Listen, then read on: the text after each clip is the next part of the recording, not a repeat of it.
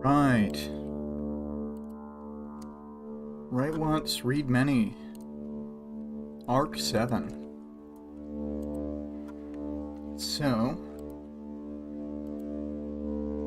I'm just getting the link out there. And I'll start the speed draw.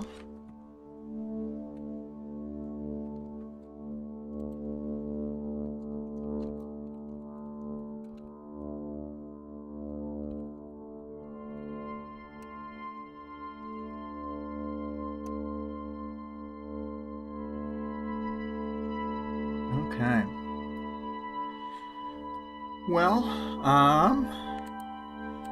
due to timing, I think that there may not be anyone in the chat this time. Possibly somebody can show up, but unclear.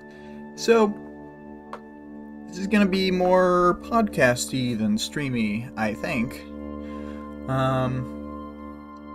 But I'll just talk about the speed draw to see if anybody does show up. We get this image from the end of the chapter when Rachel is handing Taylor a backpack. I think it's really funny that it has a patch on it that says backpack. Like, that's a funny touch to me as far as Victoria's choices go. I know that in the chapter she actually throws it at Taylor, doesn't hand it to her, but like, you know, this looks like she could be roughly shoving it at Taylor. So, yeah. And let's look at the actual clear version. Yeah, I think it looks great. Get a good look at Rachel's face. Normally she's getting like kicked or thrown up against a wall, you know, that kind of stuff happening. But today she's doing pretty good, just standing there. Alright, so in case anyone has an audience participation thing they want to write, maybe even in the comments in the future, this week's is, what do you think about Alec not telling the group about his dad being Heartbreaker? And what do you think of Taylor's attempt at forming a real friendship with Rachel? So, you know, talk about those as you will.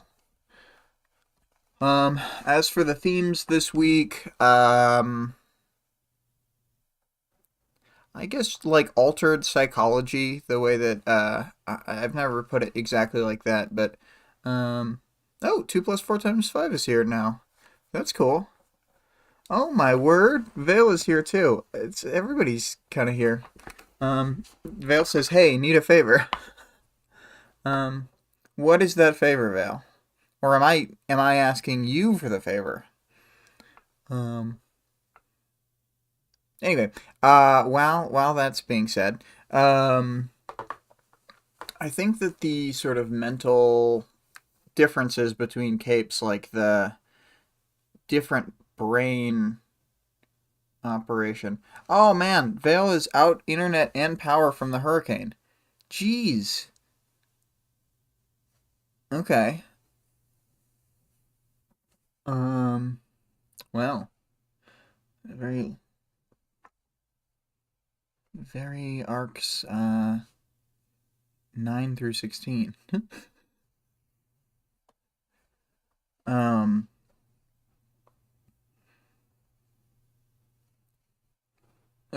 Anyway, so I'll just let that play out for a minute, as stuff is typed. But yeah. So we really get a look at Taylor, like, approaching Rachel on her level in this. So, like, the theme of her being able to, like, understand capes and, like, how different they are from, like, regular people, in terms of, like, psychology and how she has to approach them in, like, really specific ways. I think she does a great job of, doing that here. And then kind of in terms of just writing stuff, which is a new section I put under themes that I probably won't use that often, but So I had said, this is true throughout almost every chapter, but all the little threads of emotion and dialogue and little physical actions are woven together in a great way. Sometimes it makes summarizing things harder, but the intricate nature of how scenes play out helps them feel really organic to me. I think, along with the other things going on, Taylor's thoughts and prior research on things add a good foundation of exposition to give things context. And then I also said the first chapter of each arc does a great job of reminding us where everyone is and setting some emotional stakes for the arc so that we have something to latch onto as we wait for the plot beats that will set up the major conflict. The pacing of the arc is, of the various arcs, I think is pretty great in terms of like how long it takes to ramp up, the heights that it gets to, and then the cooldown afterward. Um. Oh,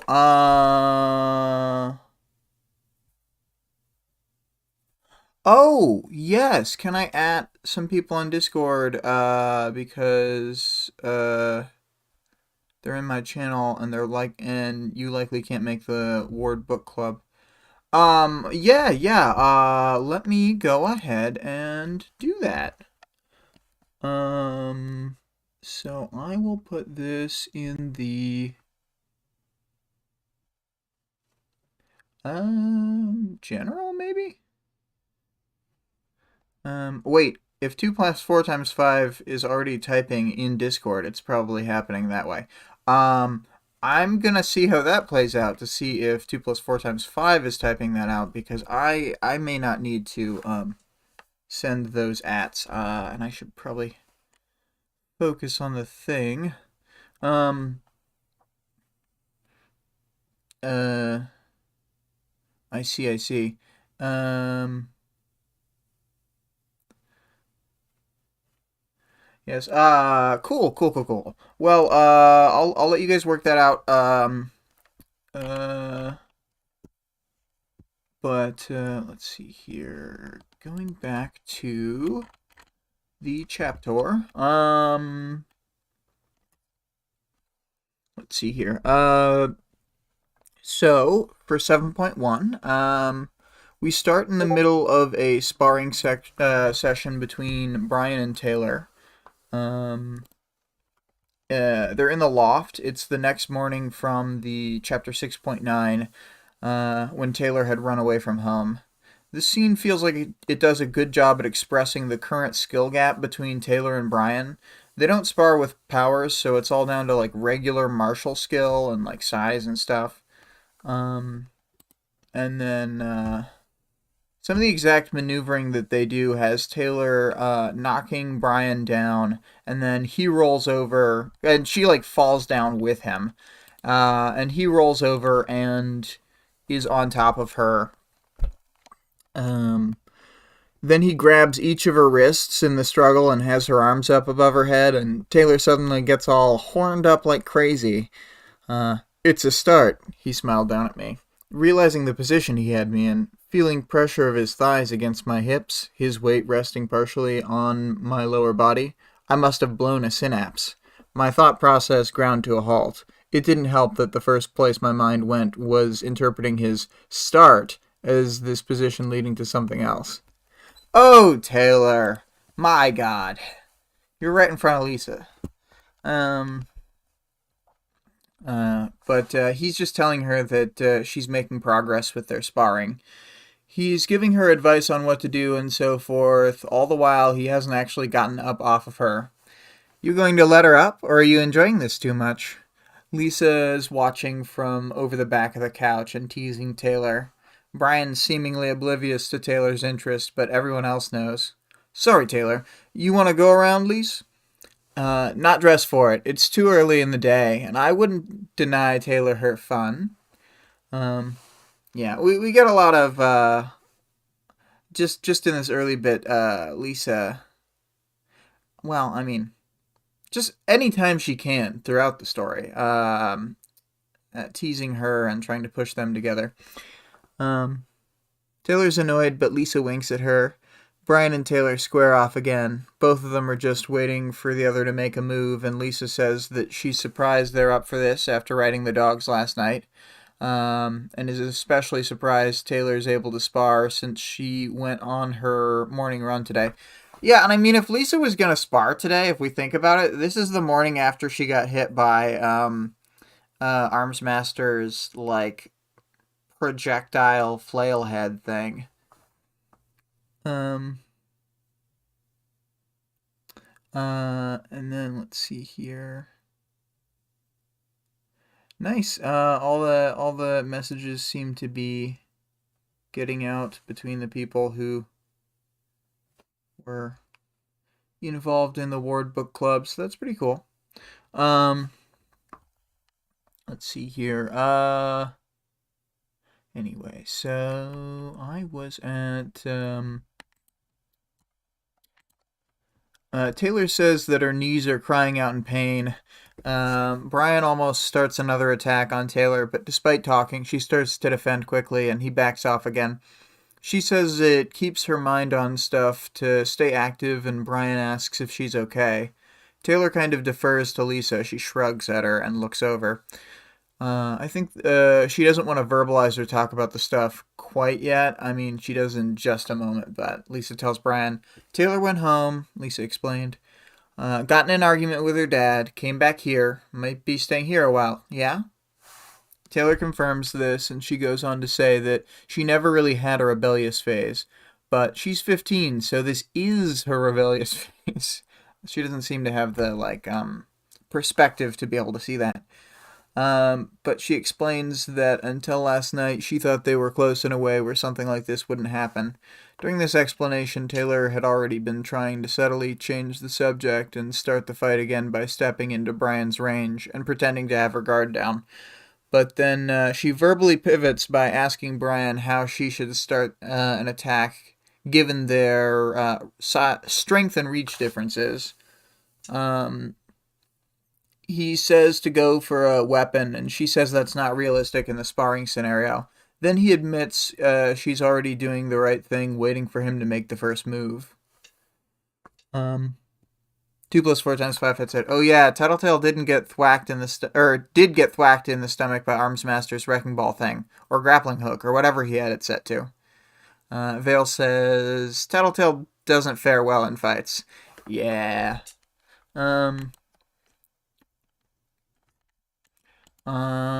Brian is prompted to move by Taylor and starts an attack sequence that she tries to dodge at first, but ends up knocked over anyway, and he stops just before kneeing her in the face. He compliments her again, saying she's learning, and she responds very slowly. He goes on to say she remembers stuff he tells her and implements it, and then he helps her to her feet. At this point, Alec arrives with coffee and pastries. What a generous king. Taylor notices a lot of lingering contacts and so forth between herself and Brian. She specifically notes it when he lets go of her arm after helping her up. It's after he responds to Alec entering the room.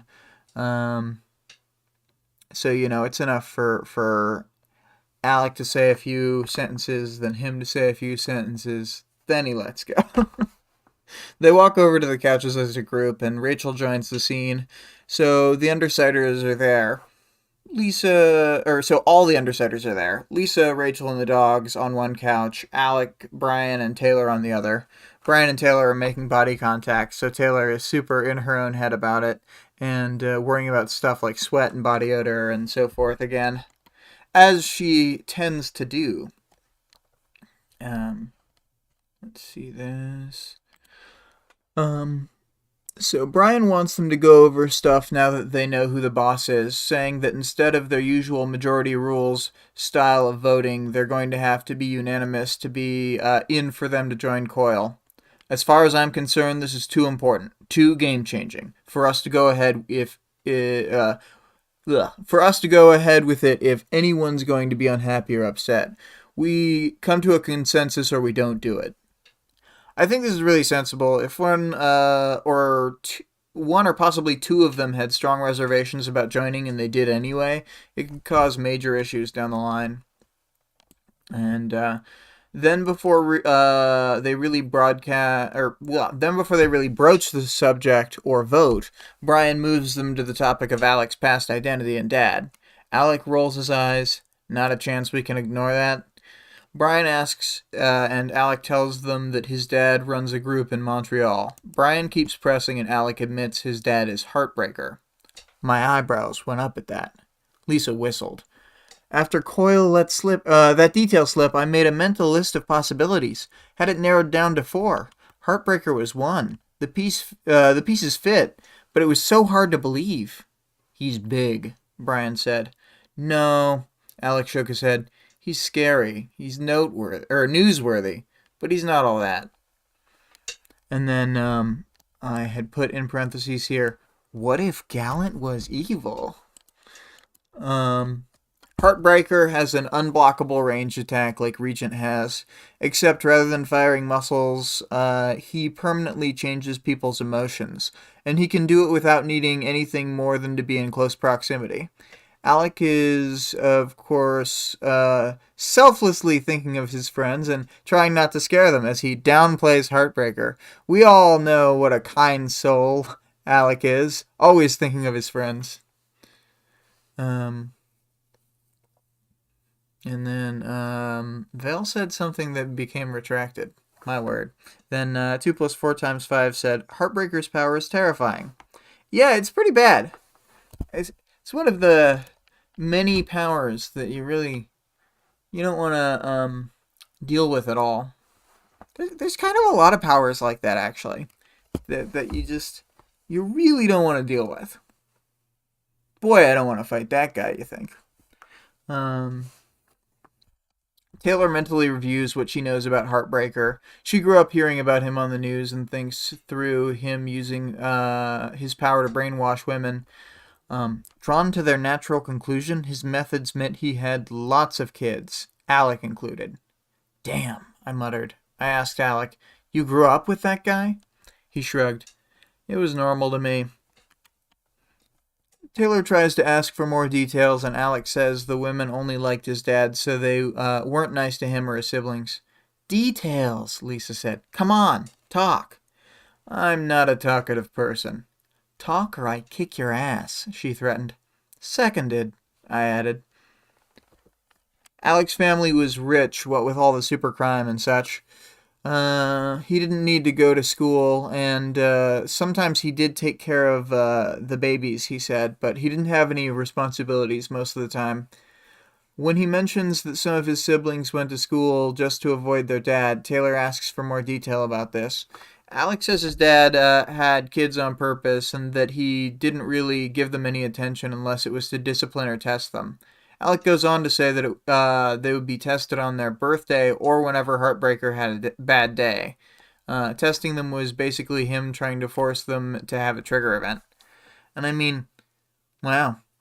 Must have a lot of bad birthdays, I guess. Right here, Alec mentions, not supposed to be so hard, given that we were second-generation capes, obviously, but he started when we were 8 or so. I am of the firm belief that the reason that it's, quotes, easier to get a trigger event as a second-generation cape has a lot more to do with already being primed for whatever mindset is associated with your power, and that it's not actually like a lower trauma threshold or something like that. In universe, they do think that the trigger events are easier, but I'm pretty sure they're just wrong about it, because there's actually a lot of stuff that the characters kind of have wrong either all along or until the end of Worm or until like way into Ward. So there's a lot of stuff that we know as the audience that the characters are just like misinformed about, I guess. Which we can get into more as we see more interludes where we understand stuff that like Taylor doesn't, for example. But how old were you when your powers showed? I asked, quiet, feeling intense pity not only for Heartbreaker's victims, but for the kids in that situation. Alec estimates that he was 10 or 11 when he got his powers, and Taylor realizes that he's got more experience as a cape than even Brian or Rachel. In his original cape identity, Alec was Hijack. His dad couldn't affect him with his emotion power, so he did other things to push Alec to his limits.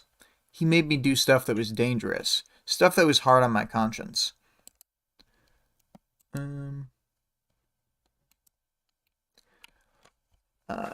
They press him to go on about this, and he says that he was forced to kill a foot soldier from another gang, and when he did it, his dad said he did it wrong, and he had to do it again with another captive gang member they'd taken. This is when Alec knew he had to leave because he knew it would just be a continuing cycle to get him to be stuck further under his father's thumb. I had to convince myself I didn't care about the people I was hurting, or about this guy I'd just killed. And maybe I didn't. Maybe I don't. Still. Dunno. But it was so pointless. He shrugged. I didn't see a real reason to stay. Walked away. Changed my name. Got fresh ID. Changed my villain name, too. Taylor is sort of reeling at this point. She notes that Alec is the second killer, Rachel being the first. She also knows that Armsmaster must have gotten this information prior to the bank robbery. And Taylor asks Alec when he killed the guy, and he estimates it must have been 3 years ago. 1 year with the Undersiders and 2 between leaving Montreal and the group forming. Taylor grapples with this. Was that forgivable? He'd been made to do it. He'd been in fucked up circumstances with no real moral compass to go by. Still a kid. The way he described it, though, it didn't sit well with me. Cold-blooded murder. Yeah. That's Alec. That's Alec. Brian, as an inquiring mind, asks Alec what he meant when he said that Heartbreaker goes after his kids when they leave. Alec thinks he would send one or two, Heartbreaker would send 1 or 2 of his siblings as a scouting party to come talk to Alec. Then he would probably show up in person, to which Alec says that he would leave before Heartbreaker got there. Brian points out that they could back him up instead, and Alec doesn't seem to care one way or the other. He asks if they have any more questions. Taylor says that she has a bunch, but that they need to talk about other stuff today. Brian agrees and adds that he's not super happy with the idea that Alec kept this from them for so long, since Heartbreaker might come after Alec or all of the Undersiders if he figures out that Regent is his son. But they move the conversation along. Lisa asks for initial thoughts on the deal, and Alec says it makes sense to him. He already intended to go this direction eventually, becoming the boss of an area and having money come in without much effort. He clearly seems to think it will be smooth sailing once they've established themselves.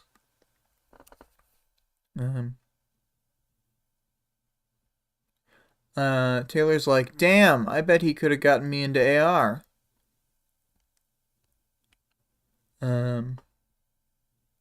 Arcadia, yeah.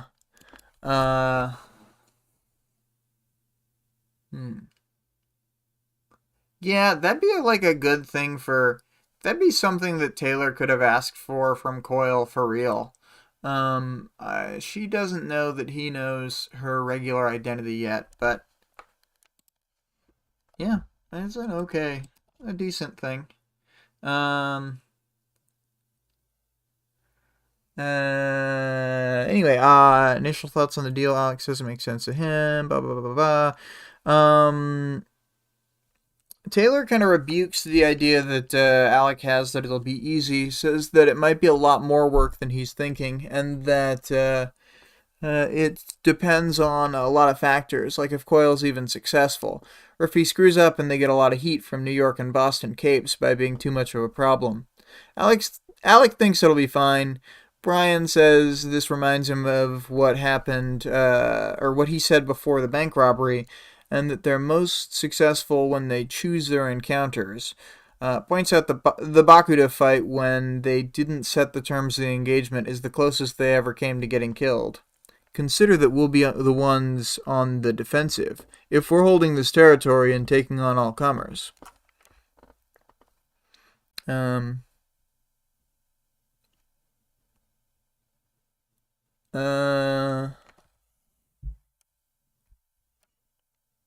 Vale says, I think it's more likely, not easier, if that makes sense. Oh, I think that's on the trigger events. Oh, I think Vale's super far behind. Okay, I got it. Okay, I'll just have to realize that Vale is like couple additional minutes back or something. Okay. Let's see here. Boop, boop, boop, boop, boop. Lisa makes a pitch about this not being an issue, and I'm just going to take her whole excerpt here. We can work around that, Lisa replied. Plans, information gathering, preemptive attacks. I've got the inside info, and there's nothing stopping Taylor from using her bugs to keep an eye on the neighborhood. Besides, Coyle didn't say we couldn't hire other parahumans. Just anyone who wanted to work in the Brockton Bay had to bend the knee to him. So we could theoretically recruit other parahumans if we needed to bulk our forces.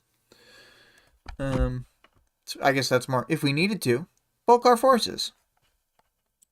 More of that kind of line read. 2 plus 4 times 5 says, tip for watching YouTube streams on mobile data. If you set the stream to 240p or 144p, it'll lag less. Yeah, and if you have, not everybody's got it, but if you have YouTube Premium, you can turn off the screen and make it audio only, and that does make it load significantly better. Although I guess you couldn't chat in that instance. What a conundrum. But 144p is probably a good idea. Brian asks, what's up? Oh, wait, no, I jumped down. Taylor says it sounds too good to be true. What if we wind up miserable? Or if he screws us? Or if he isn't as good as he thinks he'll be? Do we walk away? Will we be able to? Alec isn't too concerned and points out that he got away from his dad. Taylor says they don't know enough about Coyle or his resources. Brian is still a little worried about this, but thinks that they have to get on this because it'll go forward with or without them. Taylor thinks they have more to gain by saying yes. Lisa then asks who's for this. Everyone raises their hand except Rachel, who doesn't seem too interested in the conversation. Brian asks, what's up? Rachel says she doesn't trust him. Taylor asks for more detail, and Rachel says that the only reason people talk as much as Coyle is if they're covering something up. Lisa says she thinks her power would let her know if he was. Rachel says she's going with her gut and things are fine how they are now. Alex says things could be better. Rachel says that's just like your opinion, man. Taylor, 2 plus 4 times 5, says Taylor, what if Coyle is secretly evil? Everyone else, you realize we're villains, right? Yeah, but I think it's a fair question. What if Coyle is secretly going to turn against us? Because villains fight all the time, as Taylor points out later in the story. Brian says he thought they would hear each other out more, and Rachel says there's nothing to discuss. Brian tries to stop Rachel, who gets up to leave, and Lisa tells him to wait a day or two to talk, and then open a negotiation. She also asks Rachel to be more open to compromise and listening to them when they come back together. Rachel seems annoyed, but then gets back to getting herself ready to go. Taylor, spur of the moment, decides to go with Rachel now that she's not going to turn these guys in. She's going to put herself out there and connect with these guys. Rachel seems none too pleased with this idea. Fuck you. Taylor is initially stunned, and Rachel tells Taylor that she's not going to let Taylor follow her around and bug her about joining Coyle all day. Taylor initially modulates her intentionally modulates her body language to try to not seem aggressive. She's trying to be as direct as possible to work with Rachel's altered communication skills. It's really smart. I think she does pretty good here. Taylor says she's going to help Rachel with the dogs, and Rachel starts to get mad. Then Brian tries to intervene, but Taylor puts a hand on his shoulder to have him sit back down. She wants to deal with this herself. Taylor makes Rachel a deal, using her last deal as evidence she makes fair deals. Building cred, as you will. The deal is that she's going to go with Rachel and help her.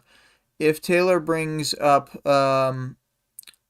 Coyle's overarching plans without prompting from Rachel, or if she ruins Rachel's day, then she'll let Rachel get a free punch in once they're back at the loft. So I just gotta put up with you for a few hours, then I gotta knock your teeth out? No, Brian said, raising his voice. Yes, I told her, giving Brian a pointed look. If I mention the meeting before you do, or if I piss you off, whatever. Or if I piss you off, whatever. If you're that eager to get hit, it's your funeral. Yeah. So she's really putting herself out there. Brian's not happy with it, but let's see here. I was just trying to. Yeah.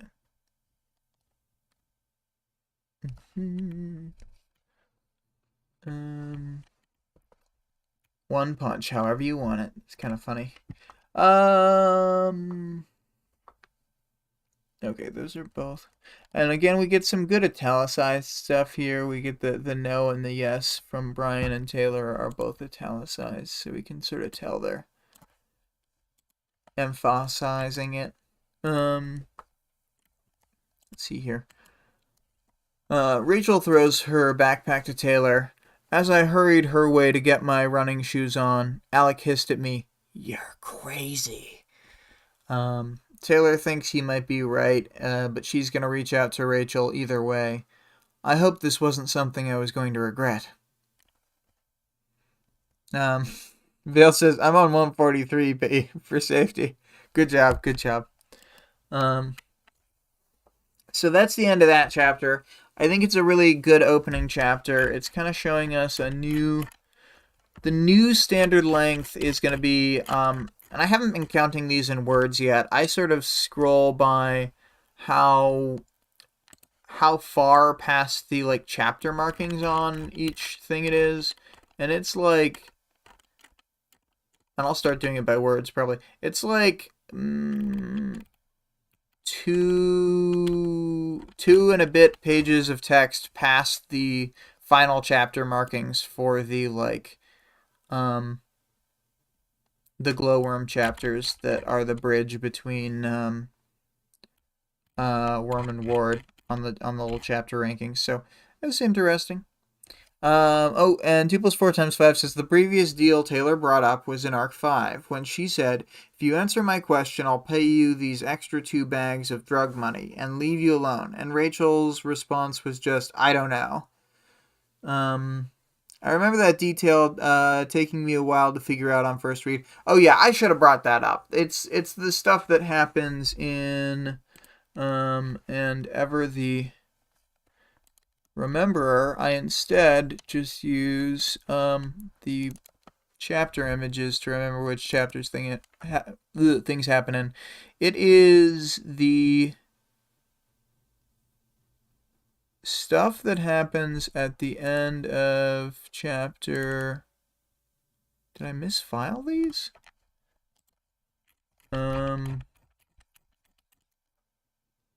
5.9, I think. I guess I don't have it in my chapter art box. I'll have to correct that. Oh yeah, I remember because I did that chapter with Away From Home, I think. I did that with David when I was at his house. Anyway, so I think it's in chapter 5.9 that they have that deal when they've no, it's 5.10 because 5.9 is the long fight. So yes, all the way at the start or at the end of Arc 5, they talked about, bartering over drug money. But I don't know, for whatever reason that stuck with me. It seemed like it was just something I remembered naturally when I was rereading. You know, that's we all call it rereading. Um. Anyway, so I did have some actual final chapter thoughts that I wrote out here, which is this chapter is great in terms of reestablishing the group dynamics of the Undersiders and showing the current state of things now that Taylor's run away from home and isn't living with Danny anymore. We get a nice chunk of information about Alec, who's usually one of the characters who gets less screen time. He's been obscuring his background on purpose, but after Coyle stirred the pot for him, the others demand to know who Alec's dad is. This time, actually, a great. This is actually like a pretty good play by Coyle. Even if it's obvious to everyone, he both claims to leave telling the group to Alec, and he forces Alec's hand at the same time, since the group will obviously want to know who they're up against. Um, so like pretty good. And then we establish Taylor's new position. Since she's not going to turn them in, or like planning to, or whatever, then she just fully is on the side of like putting herself out there to get closer to Rachel, for example. Um.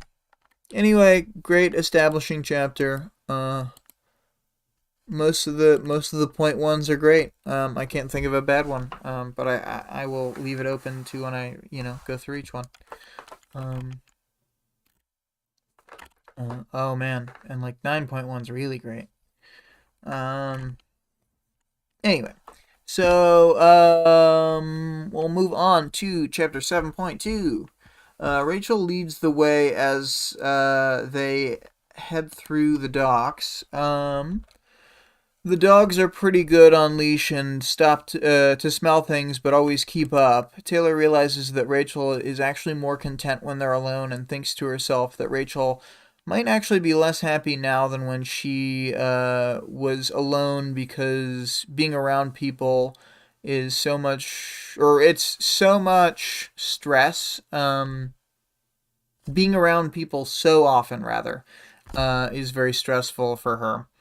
I don't think that Taylor's wholly right on this. I think it's easier to be able to like live indoors, know that she has like a safe place to go back to, and a more established safe place for her dogs. But on the other hand, I think it's good that she's going out of her way to try and see Rachel's perspective and understand her, even though like she's swinging a little wide. I mean, I think on balance, Rachel probably has a better life now, but she hasn't learned to connect with people yet, so it is hard for her. Um, Taylor thinks to herself that including just being around Rachel, or that she's intruding just by being around Rachel and going to her space, and if she screws up, she'll be lucky to get hit just the once. She can tell that they're close when to where they're going because they can hear barking in the distance. And at this point, when they hear the barking, Angelica cranked herself up to excited frenzy mode and rushed forward. To which Rachel makes her lie down and wait. Then, when Angelica relaxes, she lets her walk more. The cycle repeats itself a few times, Angelica needing to stop for being too excited 3 times. Rachel looks angrily at Taylor's direction, and Taylor thinks that Rachel's probably expecting her to be impatient due to the stopping.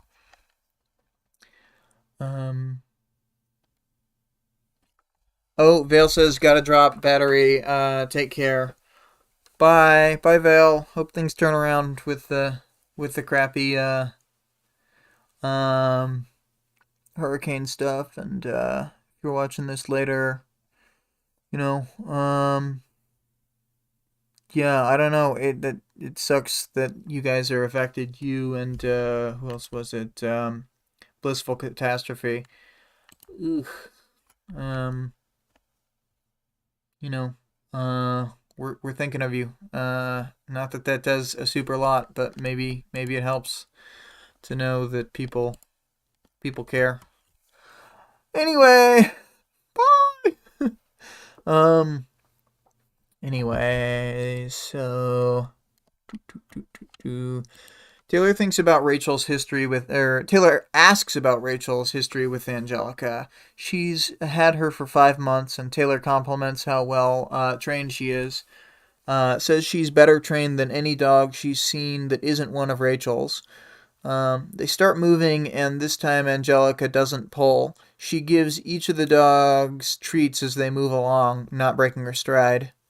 Dogs learn from their pack. She learns from intimidating Brutus and Judas. Taylor nods, then Rachel follows up with some expectedly colorful language about most dog owners. Rachel tends to use the R word a lot. Given the era and the fact that she can't read, I would assume people directed this at her a lot in the past, and she's kind of mimicking that back at other people. They get to the abandoned building and enter an antechamber. When they open the next door, a tide of doge nearly knocked them over. Taylor says there are between 10 and 20 dogs, all types. Rachel's able to move through the dogs like they're not even there, and Taylor's just trying to stand upright. Taylor has a tiny flashback to getting attacked by Rachel and the dogs the first time that she went to the loft. I couldn't afford to appear weak in front of bitch, so I avoided asking for help. We get more environmental description. This building was left in a bit of a mess. Not all the cement was poured in, and one of the walls is mostly cement blocks and things. Basically open. Doge wave, says 2 plus 4 times 5. So it's enough of a mess in here that Taylor can't tell if the wall was left unfinished or if it collapsed later. The beginnings of a second floor were being set up, so there's an overhang section as well. Where the concrete wasn't finished and the dirt blew in, there are weeds and other plants growing. The room, being semi-indoor, semi-outdoor, seems to help with the dogs being there alone. They can go to the part with the overhang if there's precipitation or if they need to, rest, and they can run around and poop in the open wall area.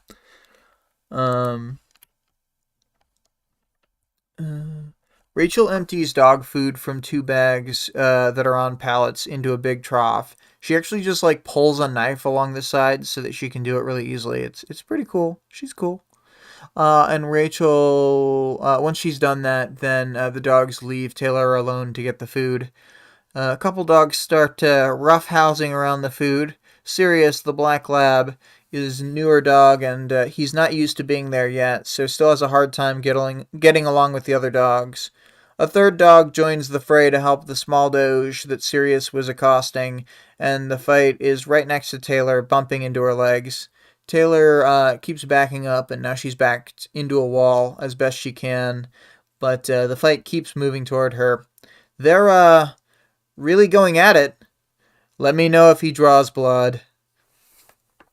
Taylor has more flashbacks to getting attacked by Rachel when they had first met at the loft, and she realizes that she's more nervous about their dogs in their regular form than when they get monster-sized with Bitch's power. Taylor shuts her eyes and focuses on her power. She's not using it to do any bug stuff. She's just focusing so she can dissociate from the situation she's in and inhabit the bugs for a little bit. Shutting my eyes, I drew on my power. My objective wasn't to do anything with it, but simply to get a little outside of my own head. Achieve a greater perspective, focusing on the big picture, seeing myself as a very small figure against the backdrop of a whole neighborhood. I was able to center myself. I could ignore the hairy animals shoving up against my legs, jumping up and around me, pressing their cold noses against my hands and arms. This is when she senses something way bad. She feels a bunch of bugs jump right at her and realizes they're inside a Sirius. She carefully relays this information to Rachel, who's setting up fresh water for the dogs. As Rachel starts to approach with a purpose, the dogs stop fighting and Taylor moves out of the way.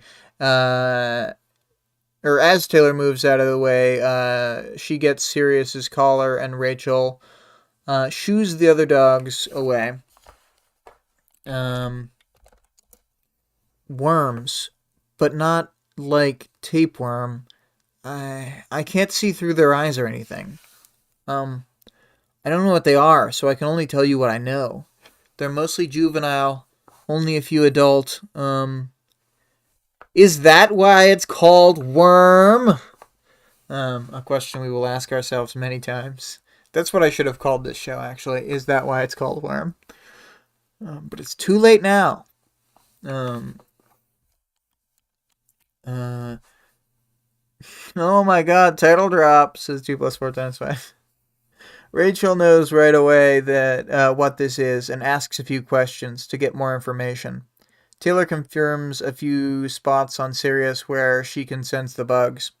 It's clear that Rachel has extensive knowledge about this stuff. There's a lot of them. Wait. That's where a lot of them are. But they're not just there. They're everywhere inside him. Rachel is hardcore pissed off. She moves Sirius to another area, which Sirius resists. Then Brutus helps Rachel manage Sirius. Taylor says she doesn't know anything about dogs and never had pets, so she needs Rachel to fill her in on this. Rachel says it's heartworm, and the vet was supposed to have given the dogs monthly medicine to prevent this, but they were too cheap.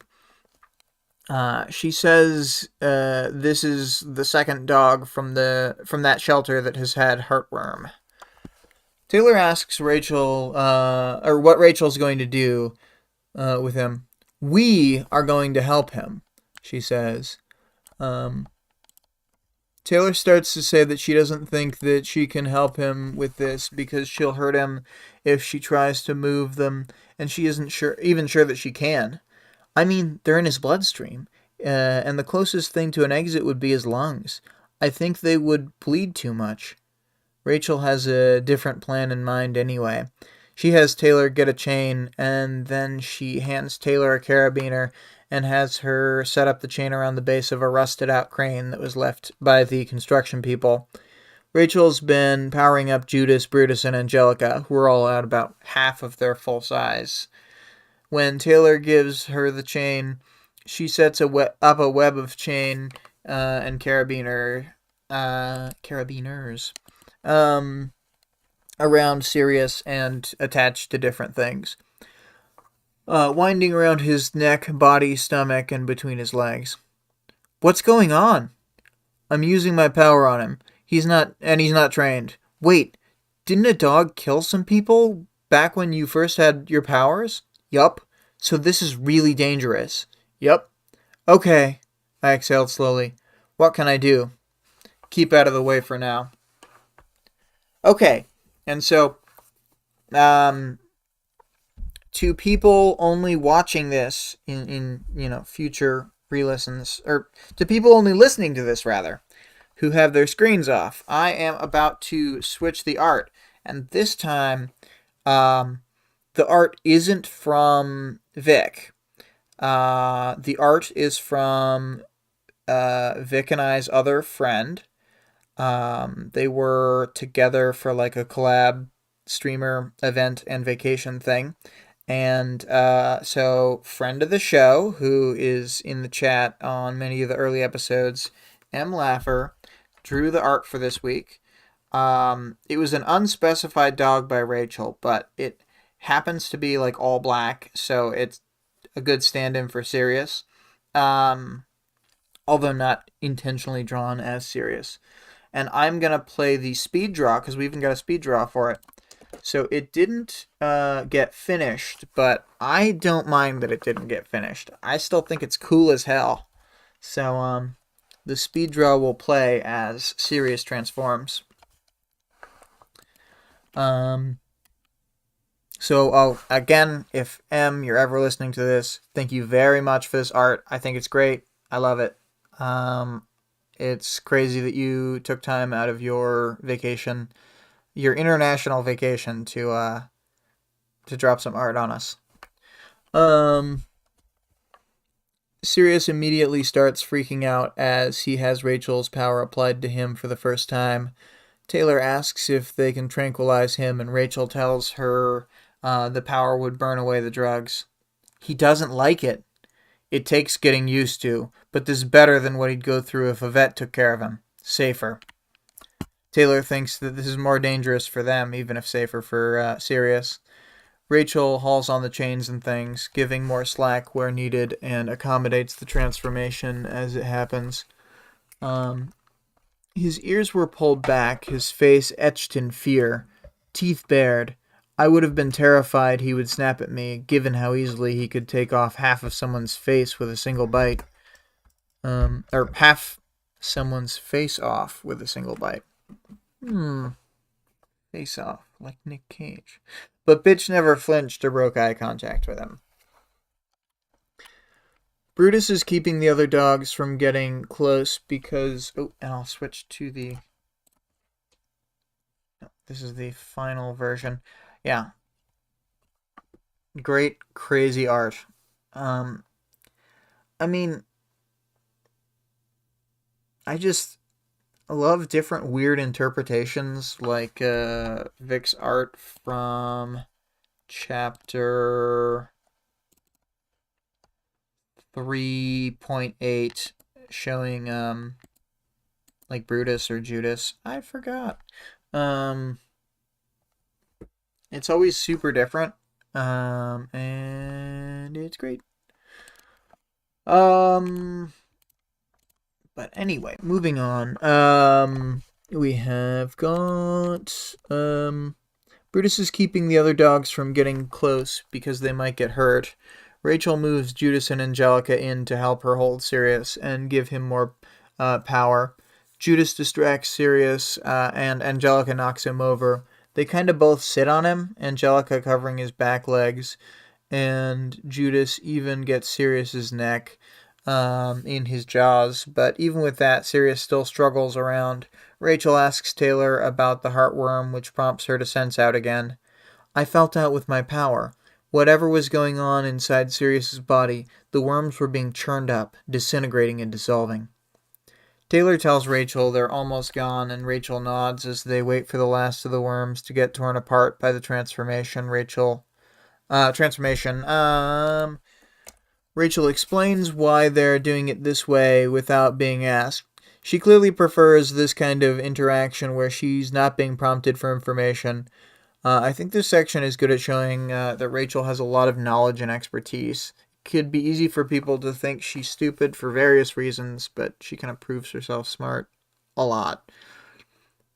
2 + 4 = 5 says, "Oh God, I just remembered the comments on this chapter have one of the worst neglectful pet owner stories I've seen.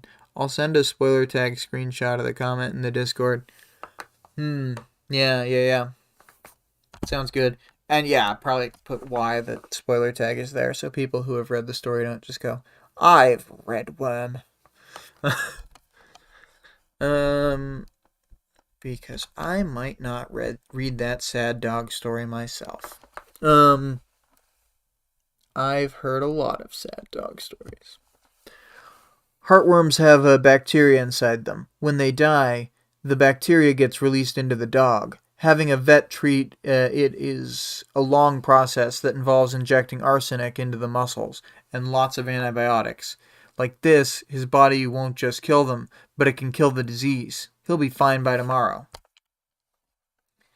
Sirius lets out a long, mournful noise, somewhere between a whine and a howl, loud enough that I had to turn my face away and cover my ears. I was joking in my head when I was reading this earlier that Rachel gives the dogs a sonic attack as a side effect of her power. And there are various points throughout the story where maybe not so much in Worm, but like at least in Ward, there's a scene where her dogs are howling just so that people can't hear anything, because there's like an attack that works by you hearing someone's voice, so she just like has all of the dogs howl like crazy. It's pretty funny. Anyway, so have you done this before? I've used my power on most of them, but only a little, to keep them healthy. Sirius is the only one I've made this big since Angelica, Brutus, Judas, and Rollo. Taylor has the good sense Taylor has the good sense at the last moment not to ask who Rollo is. I could prioritize other things over my curiosity. And she correctly assesses that Rollo might be the first dog Rachel ever used her power on during her trigger event, the dog that killed her foster family. Time? She asked. I found my cell phone, fumbled with it to press a button and display the time. 9 minutes past 11. We'll give it 15 minutes. She reached for the chain and held it. Takes about that long for it to wear off. Okay. At this point, Rachel tries to get Taylor to go shovel dog shit. Fuck you! The words spilled out of my mouth before I could censor them. Rachel's pissed, but Taylor doesn't back down. I came to help. Thought maybe I was helping by pointing out what was wrong with Sirius.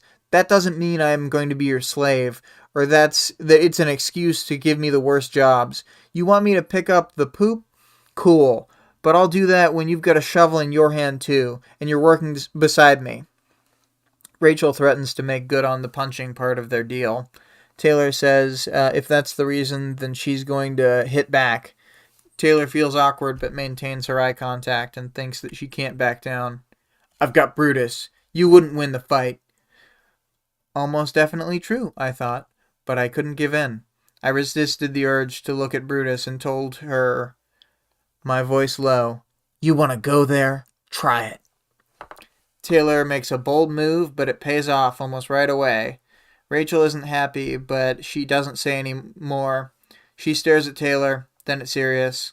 Sirius starts struggling again, and Taylor tries again. Bitch, Rachel, I'm getting the impression you might be here a while. To keep an eye on Sirius. Give him some attention after he's back to normal, so he knows everything's okay. What about it? Her voice was hard, and she didn't look my way. Do you want me to pick up something for lunch so you can stay here with him? Fine. Taylor almost asks where to get food, but remembers to be more confident. Tell me where to go. Taylor is worried this might sound like she's ordering Rachel to do something and she'll flip out. But in fact, she's busy enough with Sirius that she doesn't flip out at all. She just tells Taylor to go to a Greek stand in the direction of the boardwalk. Rachel doesn't have a specific order. Anything with meat. Taylor says she'll be back, then leaves. She didn't reply, leaving me to make my way through the crowd of dogs to the front door. I stuck my shaking hands in my pockets and headed off to grab our lunch, leaving Bitch with the monster in chains. Yeah, Taylor's like freaking out. She's all PTSD'd out from the dogs fighting near her and from confronting Rachel. She's freaking out, and from Sirius being Big Doge and not being under control. It's a whole thing. So, she's got a lot going on, but she makes some plays, and I think she really gets through to Rachel. So as far as final chapter thoughts, I don't know. Another winner. You get to see Rachel in her element pretty much for the first time ever. I guess she's kind of in her element in fights, but anyway. We'll move on to the characters section. I have no more specific thoughts for that chapter, I don't think. So for Brian, we get to see him, clearly he's interested in joining Coil, but he wants to make sure everyone's on board with it, so he wants to have a extended discussion and basically come to a consensus on what they're going to do. I don't feel like we learned that much about Brian in this. He presses Alec in the way that we know he would. Lisa, we just get a little bit. She's always smirking and smiling. She's always poking fun at Taylor as she does. Steering things toward the group joining Coil and toward Brian and Taylor getting together. But she doesn't make any big moves or do anything this chapter. Alec, we get a lot of backstory. Oh, it is funny when Lisa tells Alec that she's going to beat him up. And that Taylor seconds it. Because, Lisa alone maybe couldn't beat him up. But between the two of them, most def. Um, so Alec,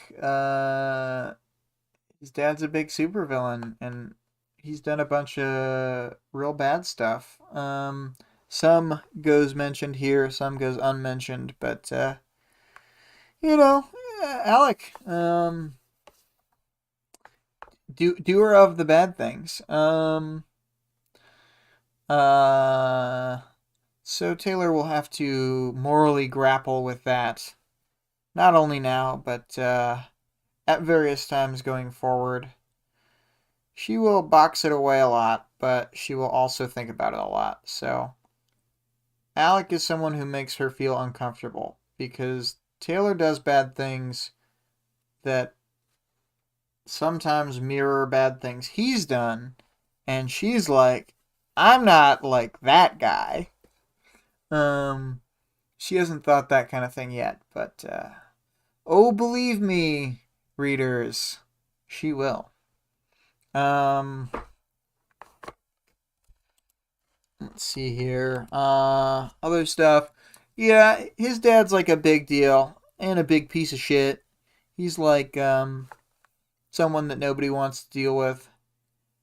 I guess in some ways, I'm surprised that they've never thrown any big names after him, but it can be dangerous because, like, if you, I don't know, let's say you send Legend after him, and then Legend gets close to him, and then he makes Legend in love with him.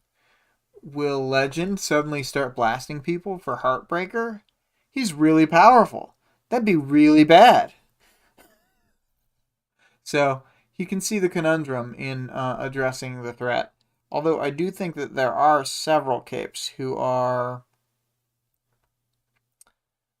unaffected by powers, like nearly entirely, who could be asked to deal with this.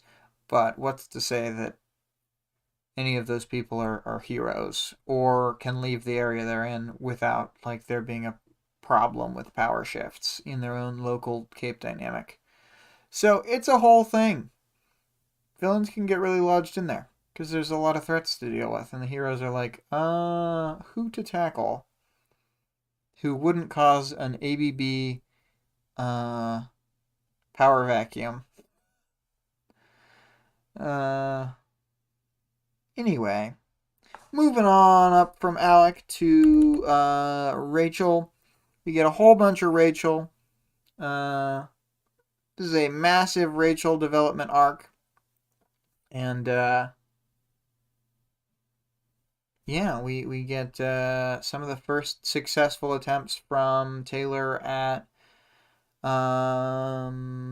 meeting Rachel on her level and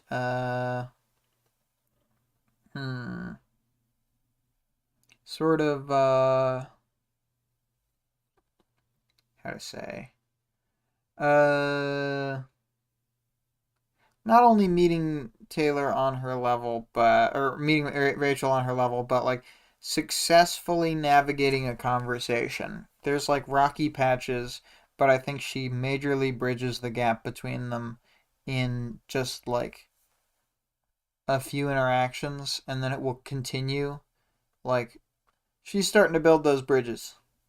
Um, and yeah, it's cool to see Rachel at ease and stuff for the first time, to a certain extent. Taylor's always bugging her. Bugs. But I don't know. I talked about it a lot during the chapter. Moving on to powers, knowledge, and world building. Taylor uses her power to intentionally dissociate from her body, which I'm not sure if we'd seen up to this point. Pretty interesting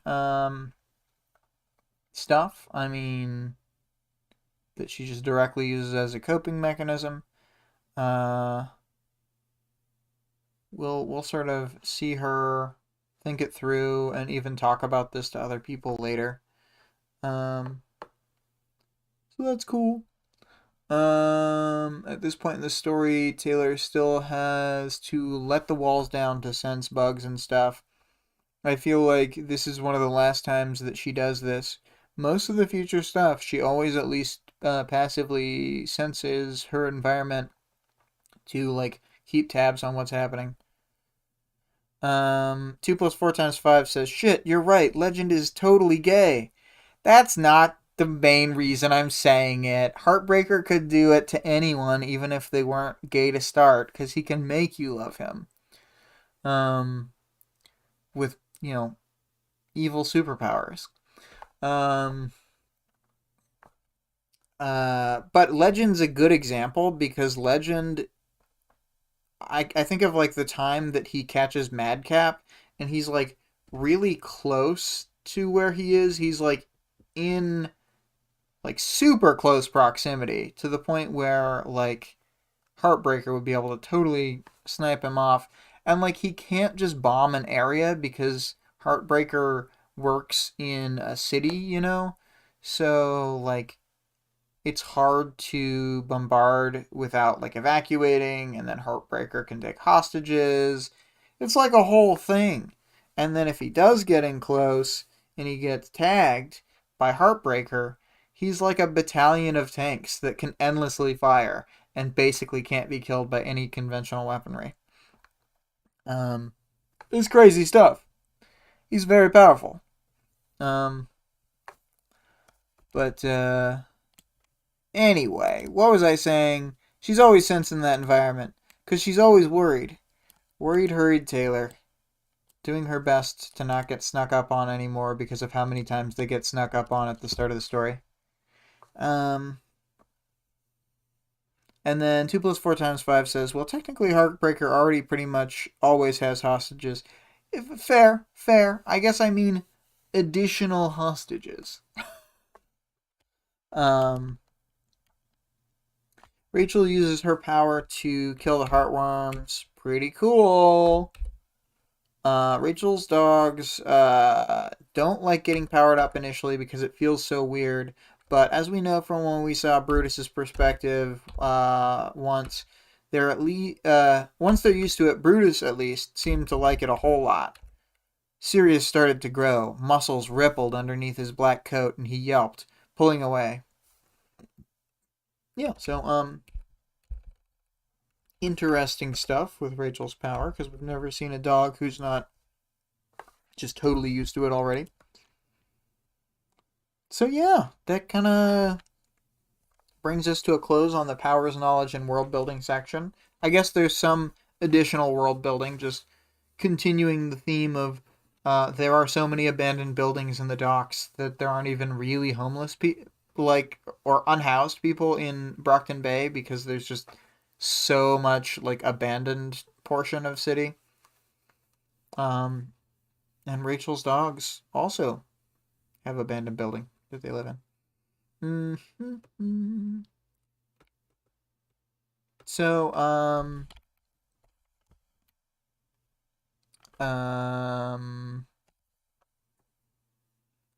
audience participation, I suppose. Not that I think I will have any answers about it.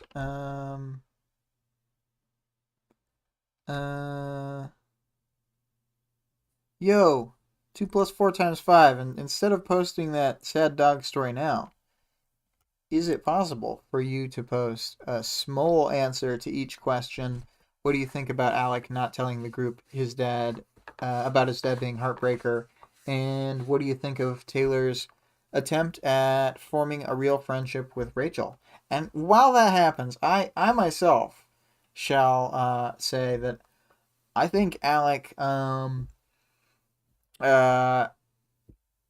it's an obvious Alec move to not tell them, but it's pretty shady at this point to still have not said anything about Heartbreaker because they are establishing more of a name for themselves.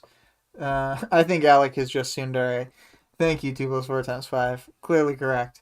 That's what my friend Kevin. That is what Kevin, who has co-hosted this very stream, that's what Kevin said about Chris and Ward, and I thought that was so funny.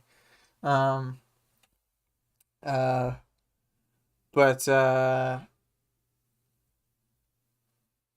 he was probably scared of alienating his team. Yeah, he probably was scared of alienating his team. I hadn't thought about that. I thought it was more of like a selfish move, and in a way that still would be. But you're right. You're right. It's just an angle I hadn't thought about. Hmm. Hmm. Hmm. Yes. Um. Yeah. Give it a moment for typing.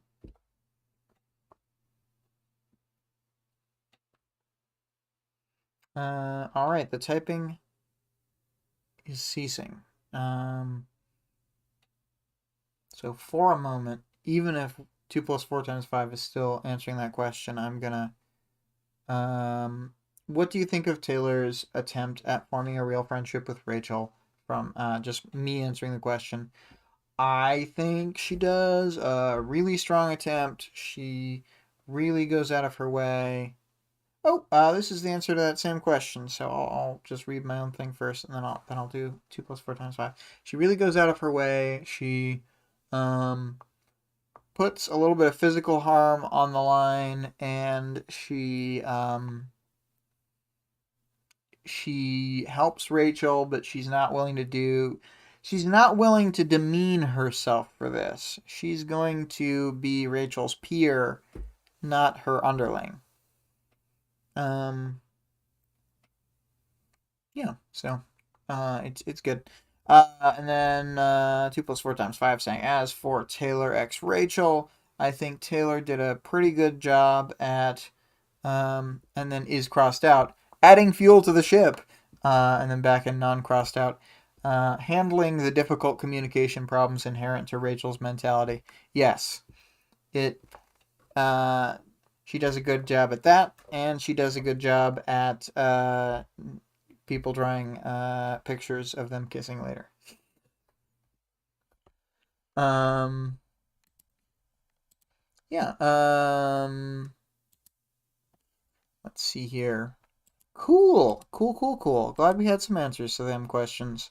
So that's the end of that audience participation section. And then the next one for chapters 7.3 and 7.4 will be discuss the outing of the Empire 88 secret identities and the rules of the Cops and Robbers game. And then, yeah, I guess I am going to start up the outro music. We're wishing you good luck again, Vale, if you listen to this in the future. Also, wishing luck to Blissful Catastrophe. Hope you guys do good. Hope the power comes back soon. Everything's cool there, that stuff. Anyway, I'm going to read out the links. The music used in this episode was Another by CO.AG Music, Born in a Broken World, from the documentary music playlist. 2 plus 4 times 5 says good stream. Thank you. Our Discord server link can be found in the description of the stream or in the description of the YouTube channel. The author of the work being discussed can be supported on Patreon at patreon.com/wildbow. The full text of the work is available for free online at parahumans.wordpress.com. And there's a fan-made audiobook of the entire work at audioworm.rain-online.org. Thank you guys for listening to this. Really love doing this stuff. I actually had like a weirdly good time writing the script for this one specifically. I wrote almost all of it today, but I was just like really on a roll. I was having a great time. And I can't wait for next week when we will discuss 7.3 and 7.4.